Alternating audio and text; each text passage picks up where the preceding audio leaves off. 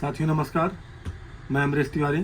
साथियों, आज आपके बीच में एक बहुत ही महत्वपूर्ण विषय लेके आया हूँ और वो विषय है जो दुनिया में इतनी चीख पुकार मची है, युद्ध की इतनी धमकियाँ, युद्ध हो भी रहा है, तमाम जगह संघर्ष हो रहे हैं। इसी के ऊपर एक टॉपिक है जिस पर बात करने के लिए आज मैं उपस्थित हुआ हूँ। साथियों, आप देख रहे होंगे कि दुनिया के लगभग सभी देश इस समय युद्ध जैसे हालात से गुजर रहे हैं। चाहे वो अमेरिका ईरान हो, चाहे अमेरिका इजराइल हो, चाहे इजराइल फ़लस्तीन हो, चाहे भारत पाकिस्तान हो, चाहे चाइना जापान हो, चाहे चाइना अमेरिका हो, चाहे भारत मालदीव्स हो, चाहे बांग्लादेश का गृह युद्ध ही हो। तो तमाम लगभग सभी देश, कुछ यूक्रेन और रूस भी इसमें लगभग 2-3 वर्षों से युद्ध कर ही रहे हैं। तो कुछ लोग किसी का साथ दे रहे हैं, कुछ लोग किसी के विपक्ष में हैं, यानी लगभग सभी लोग कहीं न कहीं से पक्ष विपक्ष में हैं, यानी युद्ध में हैं सभी लोग। तो साथियों, अब जो इतनी चीख पुकार मची है, तमाम त्राहिमाम मचा है, तमाम ट्रेड व्यापार का घाटा हो रहा है, दिखाया जा रहा है कि तमाम समस्या उत्पन्न हो रही हैं, लोग मर रहे हैं, लोग महामारी भी इसी में आ रही है, कहीं कोरोना का भी हलचल सुनाई पड़ रहा है। तो साथियों, इन सब चीज़ों के पीछे का जो मकसद है, वो मकसद कहीं न कहीं ट्रेड है। और पूरी दुनिया में एक ही चीज़ ऐसी है जो सब में कॉमन है और सब करते हैं, वो है ट्रेड, व्यापार, बिजनेस।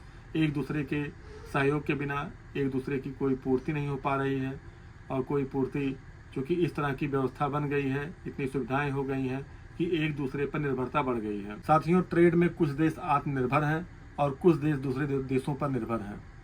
तो जो आत्मनिर्भर हैं वही लोग लगभग ट्रेड का संचालन भी कर रहे हैं। उन्हीं लोगों के द्वारा पूरे ट्रेड का सिस्टम विकसित किया गया है और दुनिया को दिया गया है। उसमें शेयर मार्केट भी हो गया, उसमें इंटरनेट कनेक्शन भी हो गया, उसमें तमाम तरीके की ऑफिशियल वर्क हो गए, उसमें बड़ी बड़ी मार्केट हो गए, उसमें बड़ी बड़ी जहाज़ें हो गई, बड़े बड़े मैन पावर हो गए। तो लगभग पूरा सिस्टम उन्हीं आत्मनिर्भर लोगों द्वारा बनाया गया है, जिन्हें हम सुपर पावर भी कह सकते हैं, और वही लोग इसको कंट्रोल भी कर रहे हैं। साथियों, अब उनके कंट्रोल में जो चीज़ें हैं, वो चीज़ें अगर दुनिया में सही से हो रही हैं तब तो शांति कायम है, और अगर उनके द्वारा बनाए गए नियमों के विरुद्ध कोई काम हो रहा है तो उसमें उनको हस्तक्षेप करना पड़ता है, क्योंकि दुनिया उन्हीं के बनाए अनुसार चल रही है। उन्हीं के द्वारा देशों को तमाम सुविधाएं दी जाती हैं, जैसे कर्जा दिया जाता है देशों को, जैसे देशों को आधुनिक सुविधाओं से लैस किया जाता है, जैसे मेडिकल फैसिलिटी दी जाती है, जैसे टेक्नोलॉजी फैसिलिटी दी जाती है। तो तमाम सुविधाएं हैं जो उनके द्वारा प्रदान की जाती है, और जो जितना बड़ा कर्जदार होता है वो उतना विकसित और संपन्न देश के रूप में उभर कर सामने आता है। और जहाँ पे समस्या होती है, जो उनके नियमों की अनदेखी करता है, उसको ना तो सही से कर्जा मिल पाता है, ना सही से टेक्नोलॉजी मिल पाती है, और ना सही से मेडिकल फैसिलिटी मिल पाती है।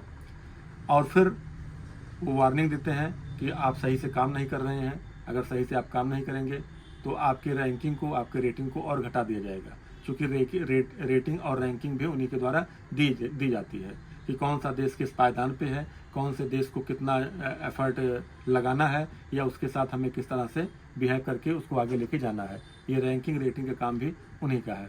तो रैंकिंग और रेटिंग भी उसकी घटा देते हैं।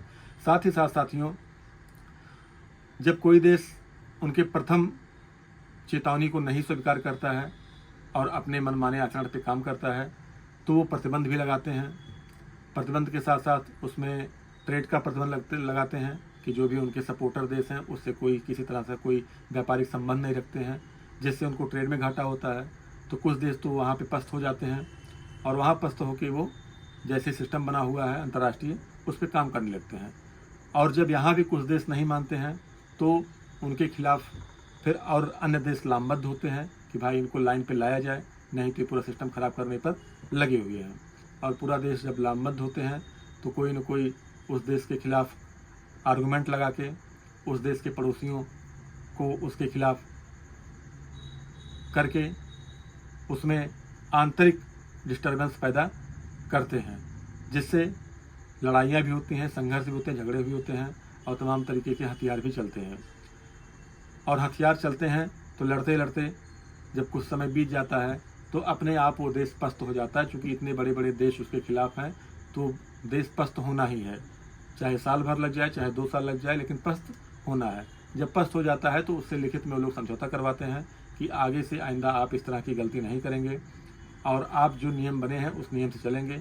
वो देश भी सहमत होता है, सिग्नेचर वगैरह करते हैं, दोनों देश बैठ के मीटिंग करते हैं, फिर उस देश को जो देना होता है सुपर पावर वो उस देश को प्रदान करते हैं, मेडिकल फैसिलिटी भी देते हैं। इसको हम देख चुके हैं, हिरोशिमा जापान में नागासाकी जो हुआ था, कि जापान एक समय तक कि दुश्मन बना हुआ था अंतर्राष्ट्रीय सिस्टम का, लेकिन बाद में जब उसके ऊपर हमला हुआ और उपस्त हुआ तो वो जाके सरेंडर कर दिया और सभी अंतर्राष्ट्रीय कानूनों को मानने लगा। साथ ही साथ उसके बाद उसको तमाम आर्थिक मदद भी दी गई, तमाम फैसिलिटी भी दी गई, तमाम टेक्नोलॉजी भी दी गई और तमाम तरीके से उसको सहायता करके विकसित देश की श्रेणी में खड़ा कर दिया गया।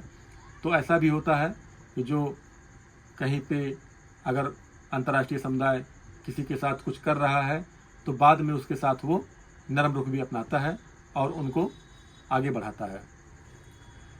तो साथियों, इसमें अगर देखा जाए तो लगभग सुपर पावर का ही लगभग पूरा कंट्रोल इस पूरे सिस्टम में है और सुपर पावर ही कंट्रोल करता है कि कैसे क्या करना है और उनके बनाए नियम के अनुसार जो चलता है वो इस पूरे सिस्टम में अच्छा मुनाफा कमाता है और जो नियमों की अनदेखी करता है वो मुनाफे से दूर रहता है।